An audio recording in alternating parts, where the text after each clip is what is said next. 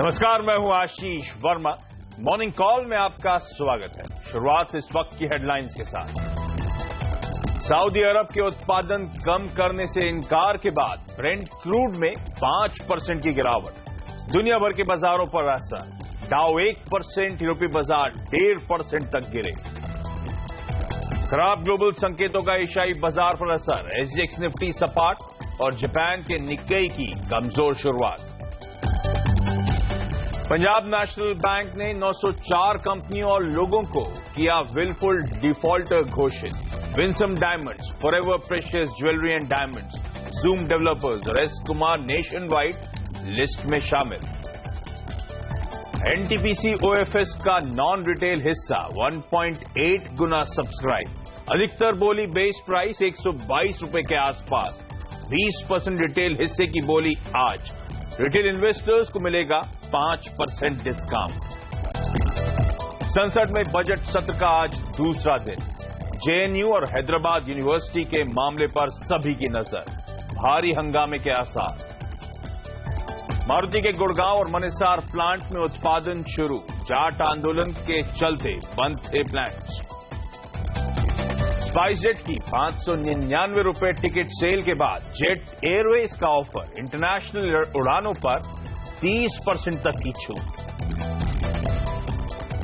लेकिन चलिए देख लेते हैं किस तरह की ओपनिंग इंडिकेशंस आ रहे हैं इस बुधवार की सुबह। हमारा जो निफ्टी सिंगापुर में लिस्टेड है एकदम सपाट कामकाज करता हुआ, हल्के हरे निशान पे वहां पे कामकाज हो रहा है। आपकी स्क्रीन पर वो आएगा, लेकिन अदरवाइज एशिया में कमजोरी है।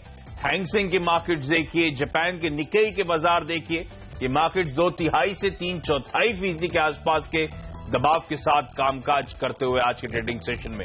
तो एशिया में कमजोरी। एसजीएक्स निफ्टी लेकिन कल के क्लोजिंग लेवल्स के आसपास खुलने के इंडिकेशंस देता हुआ, लेकिन एशिया में कमजोरी की वजह थी जो हमने कमजोर संकेत ओवरनाइट, यानी कि कल देर रात जो कामकाज हुआ है ग्लोबल इक्विटी मार्केट्स में, वो कमजोर था। वही मूड इस समय रिफ्लेक्ट होता हुआ। अमेरिका में कमजोरी थी 1 से 1.5% की। यूरोप 1.25 से 1.25% दबाव में था। और सबसे बड़ी वजह एक बार फिर से कच्चा तेल, जिसमें कल 4 से 4.5% का दबाव देखने को मिला है। कच्चे तेल पे डिटेल में आगे मैं चर्चा भी करूंगा, लेकिन इस समय जो एसजीएक्स निफ्टी और इस समय जो एशिया में कमजोरी है उसकी वजह है ग्लोबल संकेत और उसकी वजह है सबसे इंपॉर्टेंट कच्चा तेल। हमारे साथ हमारे सहयोगी डिम्पी काला जुड़ रहे हैं। डिम्पी, हाय, गुड मॉर्निंग। मूड खराब लग रहा है, कच्चा तेल रिस्पॉन्सिबल है पूरी तरह से, कह सकते हैं, क्योंकि एक कॉमन फैक्टर है जो ज्यादातर इकोनॉमिस्ट को इस समय ड्राइव कर रहा है। क्योंकि बड़ा मूव मिल रहा है एक्चुअली, 4% 5% का इंट्राडे मूव मिल रहा है। यही जो मूव है इंडिकेट कर रहा है कि आपकी इकोनॉमी या फिर आपकी जो डिपेंडेंस है क्रूड के ऊपर कितनी ज्यादा और उसकी वॉलिटिलिटी से कितना असर देखने को मिल रहा है। शुरुआत करते हैं कुछ एक आंकड़ों से, क्योंकि सऊदी अरब पे सबकी नजर थी कि सऊदी अरब क्या ये मानता है कि वो प्रोडक्शन कट करेगा या नहीं करेगा। उसको लेकर बयान अब सामने आ रहे हैं कि वो प्रोडक्शन कट के फैसले के साथ नहीं है। उससे हो कह रहा है कि अगर प्रोडक्शन कट नहीं होगा तो कच्चे तेल की जो सप्लाई है क्योंकि सऊदी अरब से काफी ज्यादा होगी और एक कह सकते हैं कि एक फाड़ होता हुआ दिखेगा ओपेक कंट्रीज के बीच में, इसलिए भी आपने कच्चे तेल के अंदर तेज गिरावट आती हुई देखी है। इसके अलावा अगर आप एनर्जी काउंटर्स को देखें, न केवल अमेरिका में बल्कि अक्रॉस द बोर्ड आप एशिया में भी देखें और यूरोप में भी देखें, एनर्जी काउंटर्स के अंदर वापस दबाव देखने को मिल रहा है। इसका मतलब ये कंसर्न अपने आप में काफी बड़ा है, इसलिए भी आप बाजार का जो रिएक्शन है वो 1-1.5% ज्यादातर इंडाइसेस आपको टूटते हुए दिख रहे हैं। इसके अलावा कुछ एक इंपॉर्टेंट चीजें जो कि यूएस में भी आना बाकी है, उसका रिएक्शन देखने को मिलेगा, जैसे कि सर्विस पीएमआई के आंकड़े आज ही होंगे वहां पे। इसके अलावा तेल का भंडार यूएस खुद से आज अपने आंकड़े जारी करेगा। इसके अलावा नए घरों की बिक्री के आंकड़े भी आज ही जारी होने हैं यूएस के अंदर। तो बड़ा इंपॉर्टेंट है ये 3-4 आंकड़े जो आज ही जारी होने हैं, उसका रिएक्शन भी बाजार आपको देगा।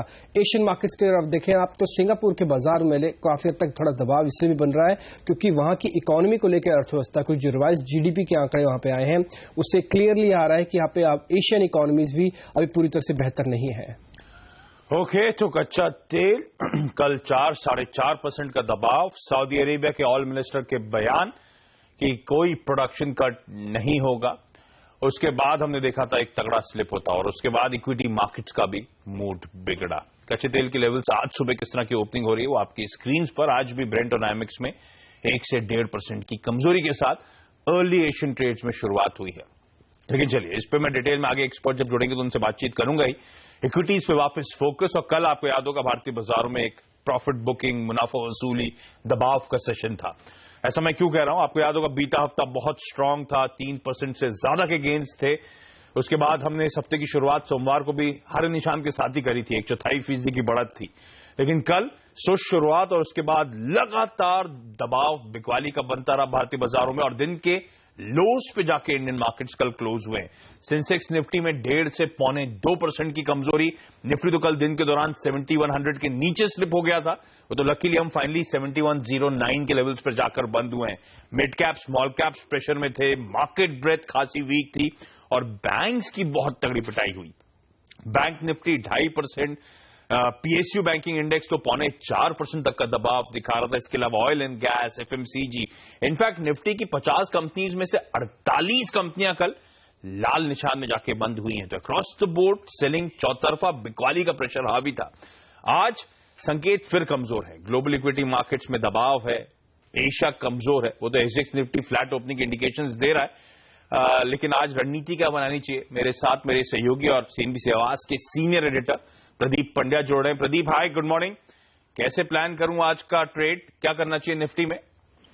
देखिए आशीष, मुझे लगता है कि आपको बाजार पे दबाव ही दिखाई देगा। अंतर्राष्ट्रीय बाजारों का जो रुख है उसको देखते हुए और खासतौर पे कल जिस तरह से हमारे बाजार कमजोर हुए थे, तो साफ तौर पे ट्रेडर्स ने ये व्यू बनाया है कि जो पूरी रिकवरी हमने देखी थी 6869 से लेकर के और कल 7250 तक, वो एक बार पूरी हो चुकी है। अब ये रिट्रेसमेंट कहां तक जाएगा ये देखने वाली बात है। 7050 या 7000 के आसपास तक की गिरावट आपको देखने को मिल सकती है ग्लोबल मार्केट्स का जैसा मूड है उसको देखते हुए। तो मुझे लगता है आपको आज ओपनिंग के हिसाब से एक रणनीति बनानी पड़ेगी।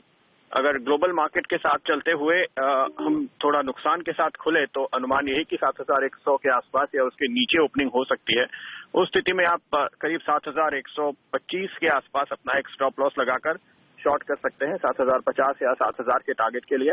लेकिन अगर ओपनिंग थोड़ी सी फ्लैट होती है तो आपको उस स्थिति में अपना स्टॉप लॉस करीबन 7150 पे रखना होगा, क्योंकि एक टर्न तो आ ही चुका है, मार्केट का रुख बदल चुका है और इस वक्त ट्रेड शॉर्ट की तरफ ही करना चाहिए। ओके, तो सेल की रिकमेंडेशन, अपॉलॉजीज, आपकी प्लेट में ये गलत है तो आप उसे ठीक कर लें। प्रदीप का मानना है कि शायद कमजोर शुरुआत हो एशियन मार्केट्स की तर्ज पे और शायद बहुत लाइकली है कि 7100 के नीचे ही हम शुरुआत करते हुए नजर आए। ऐसे में 7125 के स्टॉप लॉस के साथ 7050 से 7000 तक के टारगेट तक आप निफ्टी में अप्रोच कर सकते हैं और अगर निफ्टी की ओपनिंग जिस हिसाब से होती है उस हिसाब से अपने स्टॉप लॉसेस आप वेरी कर सकते हैं। लेकिन शायद प्रेशर देखने को मिले, शायद कमजोरी के साथ, दबाव के साथ कामकाज होगा। बाजार पे एक और एक्सपर्ट की राय आगे लेकर आऊंगा, लेकिन उससे पहले मैं अपने सहयोगी डिम्पी कालरा के पास जाना चाहूंगा। डिम्पी, हाय, गुड मॉर्निंग। आपने ग्लोबल क्यू समझाया मुझे, अब वो कल एक्सपायरी का दिन है अहम। कल आपने बताया था मुझे कि कोटर कॉल काफी अब नैरो डाउन होकर एक रेंज समझ में आ रही है कि कहां एक्सपायरी होगी। अब कल के डेट के बाद इंडिकेशंस कहां नजर आ रहे हैं, क्या नजर आ रहे हैं? कल एक्चुअली कह सकते हैं कि विंडफॉल लॉस हुआ है ट्रेडर्स को, इसलिए कह सकते हैं कि कल जिस तरह से मार्केट का रिएक्शन था उस रिएक्शन के बाद हमने देखा है कि आप डेरिवेटिव आंकड़े काफी हद तक वीक होते हुए दिखे हैं। अगर कल का आप ट्रेड कुल मिला के एफआईज की बाइंग और सेलिंग का देखेंगे, आपको ज्यादा नहीं दिखेगा कैश मार्केट में। उन्होंने सेल तो किया लेकिन सिर्फ 290 करोड़ रुपए का। कल के बाजार के मुकाबले अगर जो गिरावट हुई है उसमें एफआईज की सेल्फ पार्टिसिपेशन नहीं आया। पहला तो यह है कि एफआईज की तरफ से पार्टिसिपेशन नहीं, लेकिन हाँ, कल एफआईज ने जो किया वो था इंडेक्स ऑप्शंस में काम। यहां पे 1727 करोड़ रुपए का कल काम हुआ है बनस्पत 80 करोड़ के। कल परसों जो आंकड़े थे सिर्फ 80 करोड़ के थे, कल के आंकड़े 1700 करोड़ रुपए के, यानी कि जितना भी ट्रेड हुआ है एक डायरेक्शनल अप्रोच देने की वजह से, और इसलिए कल 7200 का लेवल, 7100 के लेवल को इजीली मार्केट तोड़ते हुए आपको दिख रहा था, क्योंकि ऑप्शंस के अंदर ट्रेड काफी ज्यादा बढ़ गया था। ये चिंता का कारण है जो कि बाजार को रिकवरी के लाने में थोड़ा सा मुश्किल करेगा। दूसरा, आप एफ&ओ ट्रेड जो है अभी भी Jain irrigation, India cement, GSPL और इंडिया बुल्स रियल एस्टेट के अंदर अभी भी कर्व है। 50 में से 4 कंपनीज पे अभी भी बैन लगा हुआ है, आप पोजीशन नहीं बना सकते। विक्स कल 13% बढ़ा है। विक्स का भी 13% बढ़ने का मतलब ये आप समझ सकते हैं कि बाजार के अंदर रेंज के अंदर एक्सट्रीम वॉलिटिलिटी रहेगी, क्योंकि बजट का सेशन भी है, रेल बजट भी होगा, डेरिवेटिव एक्सपायरी वाले दिन। रोल ओवर ठीक ठाक है, एवरेज है, 42% कब तक रोल ओवर है निफ्टी पर। बैंक निफ्टी 35% के रोल ओवर के साथ आगे बढ़ रहा है। एक इंपॉर्टेंट आंकड़ा मैं आपके सामने रखूंगा ऑप्शंस का, 7200 की कॉल कल देखिए किस तरह से इरोड हुई है। 64 रुपए की थी, कल उसकी कीमत सिर्फ 9 रुपए रह गई है और 27 लाख शेयर इसके अंदर एड हुआ, यानी कि कल जो ट्रेडर्स ने पैसा बनाया, वो 7200 जैसे ही टूटा उन्होंने कॉल राइटिंग करके पैसा बनाया। उनको दिन भर ये उम्मीद थी कि आज कॉल ऊपर नहीं आएगी, इसलिए 7200 की कॉल के अंदर राइटिंग है। और अगर आप 7200 की पुट देखेंगे, इसमें भी शॉर्ट कवरिंग आई है। जिन्होंने बेच रखी थी उन्होंने प्लस की, इससे बाहर निकले। 72 का लेवल बड़ा इंपॉर्टेंट था। ओके, तो 7200 का लेवल बहुत इंपॉर्टेंट है। इस बीच मैं कह रहा था एशिया में प्रेशर जापान और हैंगसेंग के मार्केट्स दबाव में थे ही थे। शंघाई यानी कि चाइना के मार्केट्स खुलते हुए और वो मार्केट्स भी आधे % की कमजोरी के साथ इस समय कामकाज कर रहे हैं।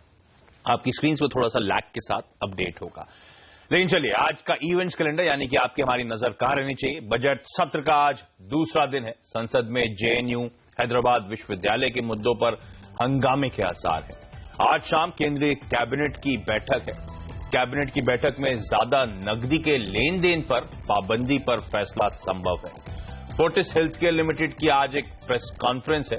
नई सुविधाओं की शायद ये कंपनी घोषणा कर सकती है। मर्सिडीज बेंज की E-क्लास का लॉन्च है और आज से एशिया कप के मुकाबले की होगी शुरुआत। लेकिन चलिए, निफ्टी में आज क्या स्ट्रैटेजी बनानी चाहिए, मैंने कहा था एक और एक्सपर्ट की राय आपके लिए लेकर आऊंगा। manasjaiswal.com के मानस जायसवाल हमारे साथ जुड़ रहे हैं। मानस, हाय, गुड मॉर्निंग। कुछ सपाट ओपनिंग के क्यूज एटलीस्ट इस समय तो एसजीएक्स निफ्टी दिखा रहा है। रणनीति क्या बनाऊं सर निफ्टी को लेकर? Good morning Ashish ji. देखिए, कल जरूर गिरावट देखने को मिली और उस गिरावट में निफ्टी ने ऑलरेडी करेक्ट कर दिया है 50% जो हमने पहले रैली देखी थी 6960 से लेकर 7245 तक।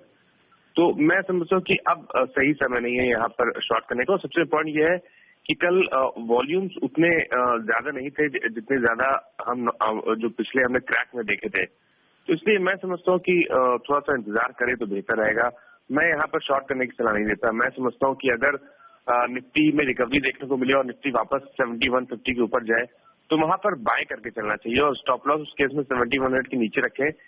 मैं समझता हूँ कि अगर 7150 के ऊपर निफ्टी सस्टेन करेगा तो कम से कम अपने जो रिसेंट हाई थे 7250 के उसको टेस्ट करने की कोशिश करेगा। इसलिए मेरा रिकमेंडेशन सेल करने का नहीं है। मैं समझता हूँ 7150 के ऊपर बाय करना चाहिए निफ्टी। ओके, तो 7150 के ऊपर जाए तो आप खरीदारी करके चलें 7250 के टारगेट्स और 7100 के स्टॉप लॉस के साथ। लेकिन मानस, कोई स्टॉक स्पेसिफिक ट्रेड्स आज के लिए?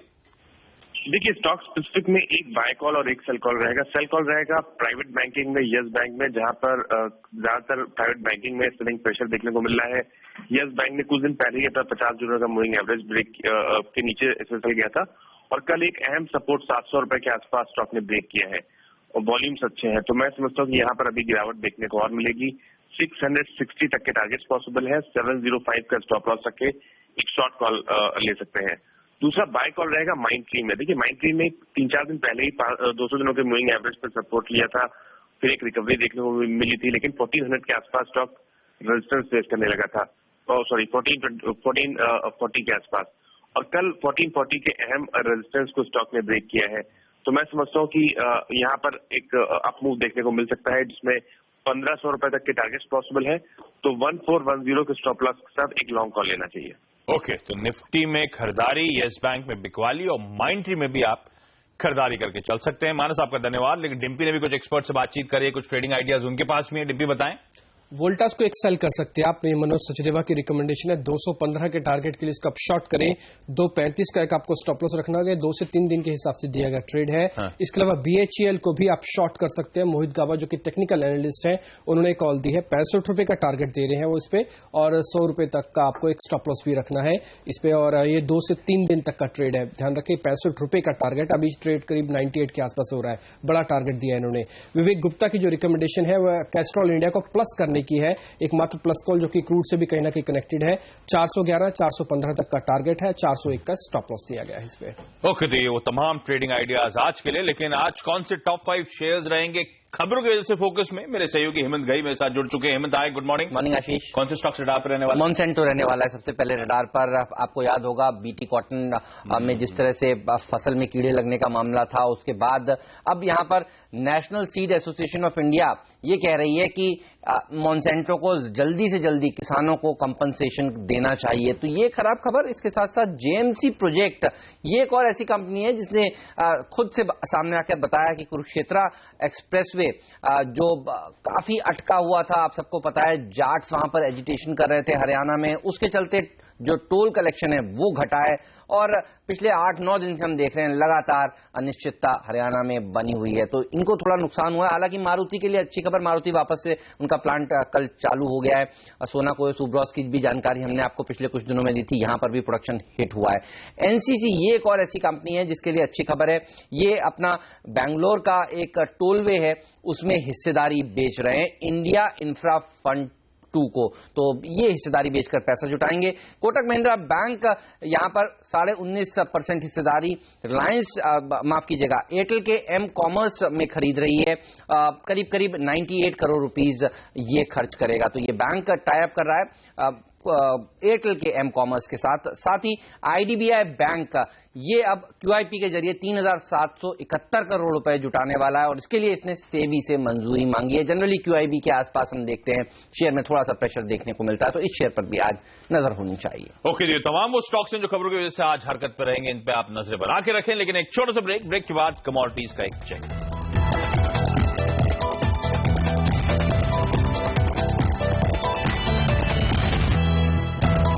ब्रेक के बाद आपका स्वागत है और फोकस में है कच्चा तेल, जिसने इक्विटी का भी मूड बिगाड़ा। कल 4 से 4.5% का दबाव, वजह थी सऊदी अरेबिया के ऑयल मिनिस्टर साहब के बयान, कोई प्रोडक्शन कट्स पे विचार नहीं हो रहा है। लास्ट आपको याद होगा सऊदी अरेबिया और रशिया की ओपेक और नॉन ओपेक की 15 साल बाद जो पहली बैठक हुई थी, उसमें यह कहा गया था कि जनवरी के लेवल्स पे आउटपुट को फ्रीज कर दिया जाएगा, पर उसको लेकर भी कंफ्यूजन पता नहीं क्यों था, क्योंकि जनवरी के लेवल्स वैसे ही रिकॉर्ड लेवल के आसपास प्रोडक्शन थे, 1 मिलियन बैरल के आसपास अतिरिक्त प्रोडक्शन हो रहा था उस समय, तो वैसे भी स्ट्रीट अननेसेसरी होपफुल हो रहा था शायद, और इसीलिए एक तगड़ा झटका लगता हुआ। हमारे साथ कार्वी कॉर्पोरेट की प्रिया चौधरी जुड़ी हैं। प्रिया जी हाय, गुड मॉर्निंग। कच्चे तेल में क्या करना चाहिए? कल हमने देखा प्रेशर आया था, आज क्या कंटिन्यू रहेगा?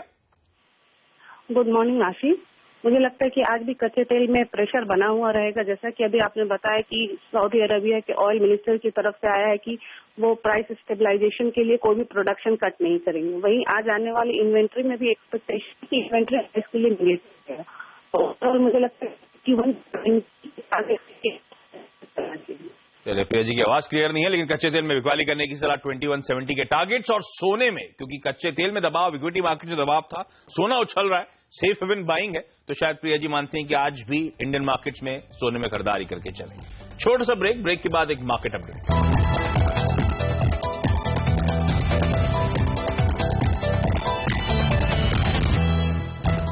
ब्रेक के बाद आपका स्वागत है और सीएनबीसी आवाज पर आ गया है बाजार में पैसे बनाने के साथ साथ इनाम जीतने का मुकाबला।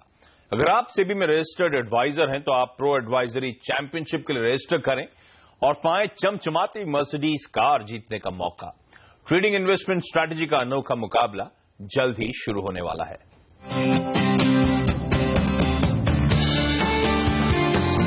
सेबी में रजिस्टर्ड इन्वेस्टमेंट एडवाइजर्स और रिसर्च एनालिस्ट के लिए आ रहा है शानदार मौका, प्रो एडवाइजरी चैंपियनशिप यानी PAC। सिर्फ सीएनबीसी आवाज पर आपको मिलेगा इस चैंपियनशिप का पूरा ब्यौरा और शानदार इनाम जीतने का मौका, और इसमें हिस्सा ले सकते हैं इंट्राडे और पोजिशनल कॉल्स देने वाले एडवाइजर्स। ये मुकाबला इक्विटी, कमोडिटी और करेंसी तीनों मोर्चों पर एक साथ चलेगा।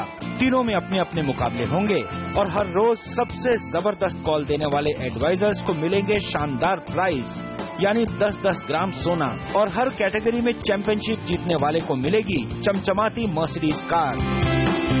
चैंपियनशिप में हिस्सा लेने के लिए आपको सेबी से रजिस्टर्ड इन्वेस्टमेंट एडवाइजर या रिसर्च एनालिस्ट होना जरूरी है। इसके बाद आपको advisoryमंडी.com के रजिस्ट्रेशन पेज पर जाना है, अपना ब्यौरा भरकर रजिस्ट्रेशन करवाना है और आप इस चैंपियनशिप में हिस्सा लेने के लिए तैयार हैं। चैंपियनशिप का पहला सीजन 21 अप्रैल से शुरू होगा और सबसे बड़ी बात, इस चैंपियनशिप में हिस्सा लेने के लिए आपको कोई फीस नहीं भरनी।